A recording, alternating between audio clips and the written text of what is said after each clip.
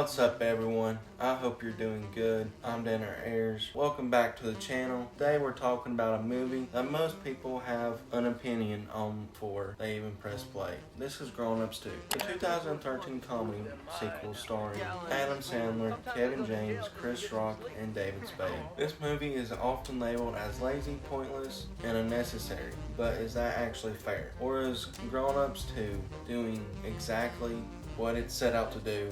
Let's break it down. Setting the context. When Grown Ups came out in 2010, it was critically panned but financially successful. Audience showed, critics rolled their eyes, and somehow that combination led to a sequel, Grown Ups 2. Grown Ups 2 doesn't try to reinvent anything from the first movie. In fact, it barely tries to tell a story at all. Instead, it doubles down on the idea that this franchise is less about plot and more about hanging out with familiar characters. And whether that works or not really depends on what you expect from it. Plot overview. The movie follows Lenny Fader, played by Adam Sandler, who moved his family back to his hometown so his kids can grow up with the same small town experience he had. The rest of the group, Eric, Kurt, and Marcus, are all still around dealing with their own family lives, insecurities, and midlife frustrations. Rather than building toward a big central conflict, the movie unfolds over the course of a single day.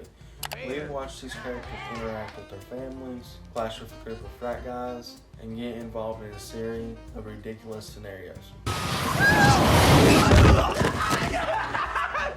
It's less of a story and more of a collection of moments. What the movie does well. Let's start with the positive, because despite the criticism, Grown Ups 2 does a few things surprisingly well. First, the chemistry between the main cast is undeniable. These actors feel comfortable with each other, and that comfort translates to the big screen. A lot of the humor comes from their banter rather than the situations themselves. And when that works, it really works. Second, the movie captures a specific kind of nostalgia. There's something relatable about watching grown adults trying to relive pieces of their youth while realizing they can't quite keep up anymore. The jokes about aging, parenting, and masculinity aren't subtle, but they do reflect real anxieties. A lot of people, as they get older, there's also a sense of honesty here. The movie doesn't pretend these characters are impressive or heroic. They're flawed, immature, and often selfish. But that's kind of the point. Grown Ups 2 embraces the idea that growing older doesn't automatically make you wiser. Now let's talk about the humor, because this is where the movie will either win you over or completely lose you. The comedy in Grown Ups 2 is loud, crude, and unapologetically juvenile. There are jokes about bodily functions, exaggerated physical comedy, and a lot of shouting. Some jokes land, others don't, and some feel like they belong in a deleted scene from the first movie. However, the film seems fully aware of how dumb it is. It's actually a really good movie. It doesn't try to disguise its lack of sophistication. If you're laughing, it's because you're choosing to go along with the ride, not because the movie is cleverly tricking you into it, where the movie falls apart. That said, Grown Ups 2 has some major weaknesses. The biggest issue is the absence of a real story without a clear narrative or emotional arc. The movie can feel directionless, scenes come and go without building toward anything. Meanwhile, meaningful, which makes the runtime feel longer than it actually is. Don't forget to subscribe too. The pacing is also uneven. Some scenes drag on too long, while others feel rushed. There are moments that could have been cut entirely without affecting the movie at all. Additionally, the reliance on stereotypes, especially with side characters, can feel lazy. Frat boys, for example, are less characters and more character existing solely to be obnoxious. Supporting cast and cameos.